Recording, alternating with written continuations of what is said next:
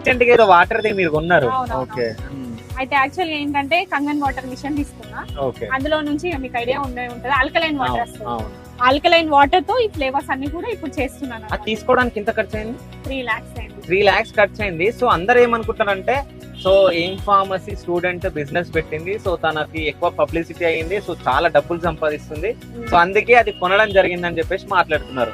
So అంటే అది అప్పు తీసుకొని కొన్నారా, ఈఎంఐ లో కొన్నారా, లేకపోతే ఏంటి అంటే క్లారిటీ ఉంటది వాళ్ళకి కూడా.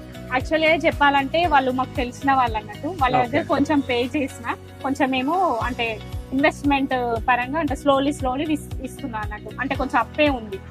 అంటే నేను ఇంత చిన్న స్టాల్ లో అంత 3 lakhs ఒకటేసారి సంపాదించలేను కదా అని చెప్పాలంటే నాకు ఎవరు సపోర్ట్ కూడా లేరు అన్నట్టు, ఏదున్నా మా కష్టంతో.